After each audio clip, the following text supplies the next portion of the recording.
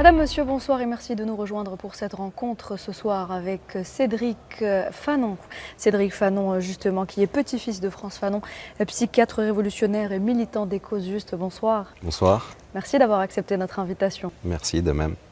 Alors justement, ces causes justes, on va en parler. Les causes africaines, le président de la République, M. Abdelmadjid Tebboune, les a évoquées avant-hier, lors de son discours d'ouverture de l'IATF 2025, un discours dans lequel il a réaffirmé avec force son identité militante panafricaniste. Alors Cédric Fanon, première question, pourquoi est-ce qu'être militant panafricaniste est important aujourd'hui dans le contexte actuel mondial pour vous ? Alors être militant panafricanisme est déjà une très bonne chose. Mon grand-père a été activiste pour l'indépendance de l'Algérie. Il a donné sa vie, son âme à l'Algérie pour se désenchaîner du colonialisme français. Alors pourquoi c'est important? Parce que l'Afrique est un pays émergent. L'Afrique est un très beau pays. C'est un des plus grands continents du monde. Donc pour une Afrique meilleure, il faut se désenchaîner de toute chaîne non propice à l'évolution de cette belle humanité. D'accord, très bien. Hier, justement, lors du Forum de la diaspora qui s'est tenu ici même au CIC, en marge de l'IATF 2025, le président de l'Afreximbank, Bénédicte Orama, a cité dans son discours France Fanon, qui plaidait pour l'unité des peuples africains afin de parvenir à une liberté totale de notre continent. Il est, selon vous, aujourd'hui important que l'Afrique fasse appel à ses enfants, qu'ils soient ici sur le continent ou ailleurs, pour justement arriver à parfaire ce processus de libération? D'accord, je remercie déjà cette dame de citer France Fanon et toutes les autres personnes qui citent le nom de mon grand-père.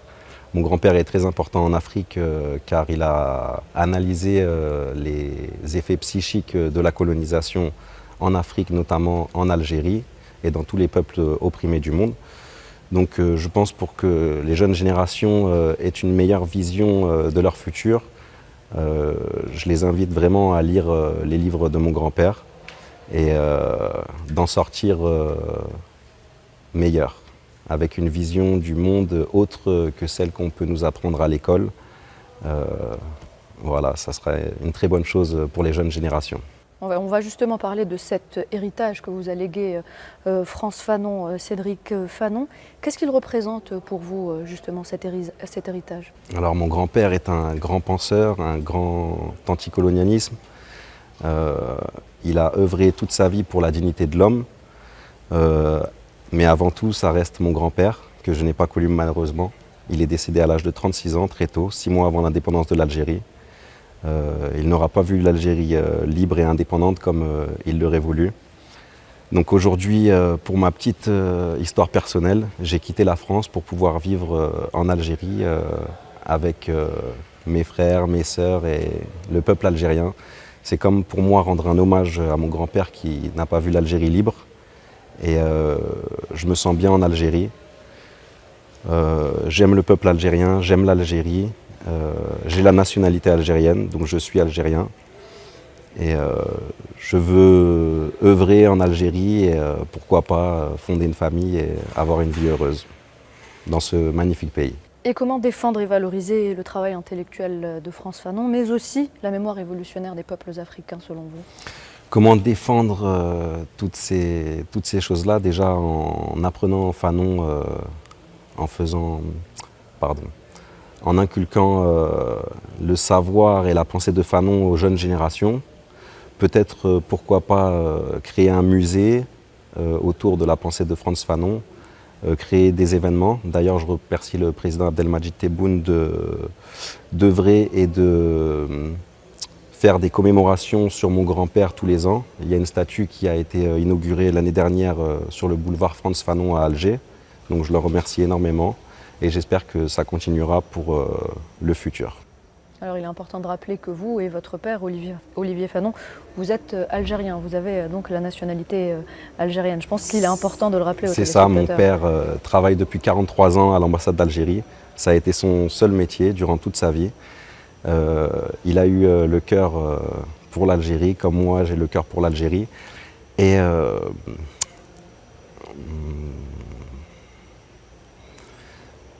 vous êtes ému?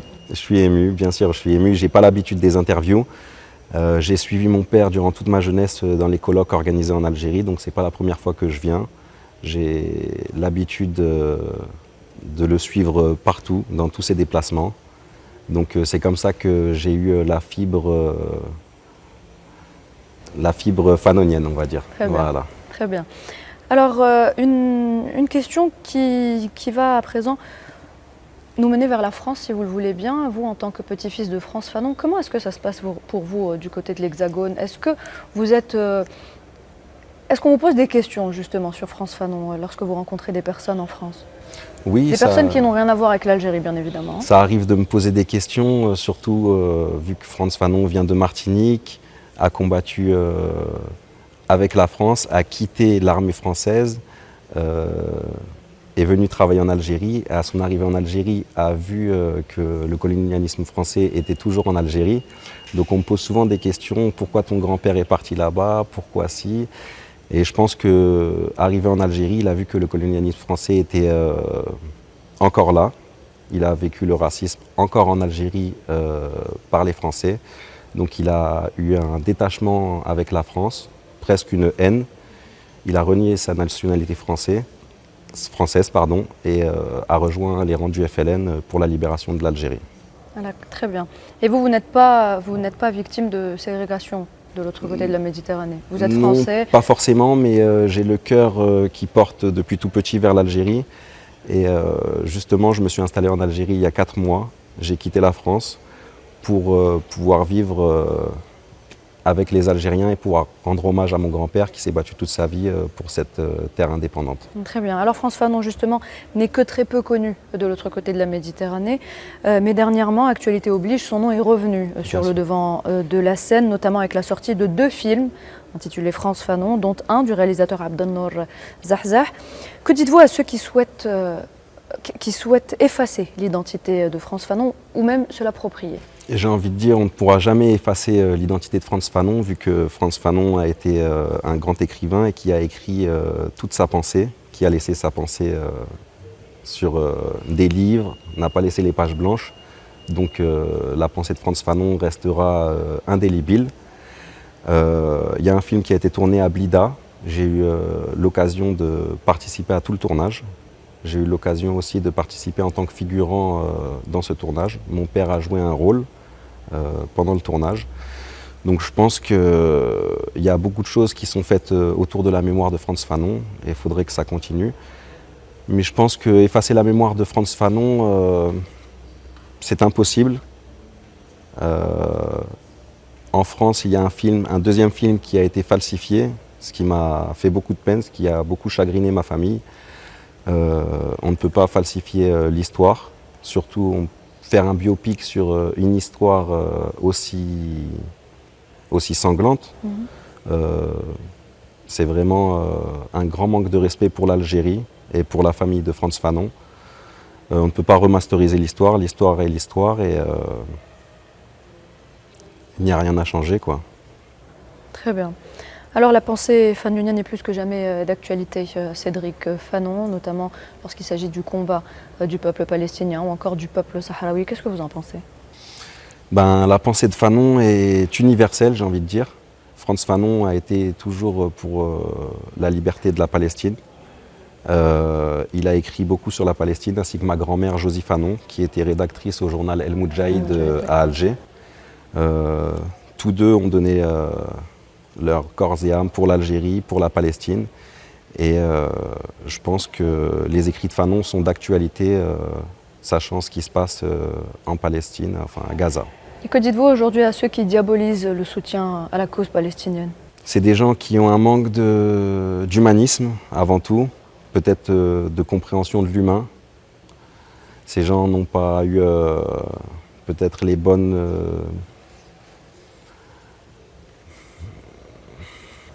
exemples peut-être. Les bons exemples pour pouvoir œuvrer d'un monde meilleur. Voilà. Donc je pense que lire Fanon, je le répète encore, est une très bonne chose, même pour ces gens-là. Peut-être que ça les ferait changer d'optique et de vision de l'humain et aller pour la décolonisation des peuples que pour la colonisation. C'est plus juste, je pense. Nous évoquions tout à l'heure en off les projets que vous avez justement pour perpétuer l'héritage de votre grand-père. Est-ce que vous pouvez nous en parler davantage? Alors des projets, oui, on aimerait bien, moi et mon père Olivier Fanon, rénover la maison de Frantz Fanon à Blida pour pouvoir en faire un musée, car elle n'a pas été habitée depuis son décès. Faire une association en Algérie pour pouvoir permettre aux gens de se cultiver autour de la pensée de Frantz Fanon, aux jeunes générations de pouvoir apprendre et lire les livres de Frantz Fanon, pouvoir faire un lieu de recueil, peut-être pour les psychiatres du monde entier, pour qu'ils puissent se concerter, faire un lieu où on peut diffuser les films de Frantz Fanon, les interviews, tout ce qui est autour de la pensée de Frantz Fanon, essayer de faire quelque chose en Algérie surtout, parce que l'Algérie c'était vraiment le pays de cœur de Frantz Fanon et toute ma famille est fière de l'Algérie, j'aime l'Algérie et mon grand-père l'aimait aussi. Donc c'est une continuité, j'ai envie de dire. Un dernier mot sur le dossier mémoriel de Cédric Fanon, la réappropriation de la mémoire révolutionnaire algérienne mais aussi africaine. La réappropriation de la mémoire de mon grand-père est actuelle, n'a jamais changé de cap. La mémoire de Frantz Fanon est une pensée avant tout, une analyse des choses, une analyse de l'humain. Et je pense que sa pensée est d'actualité avec surtout tout ce qui se passe dans le monde, avec toutes les guerres qu'il y a. Et Frantz Fanon était pour un monde meilleur et un monde plus neuf. Donc un monde de demain qui avance toujours vers la bonne voie. Donc Frantz Fanon est essentiel et d'actualité en 2025. Et c'est sur ces mots, merci Cédric Fanon, qu'on arrive à la fin de cet entretien. Merci encore une fois d'avoir accepté notre invitation. Mesdames et messieurs, on arrive à la fin de ce numéro de rencontre avec donc Cédric Fanon. Je vous souhaite une très bonne soirée. À bientôt.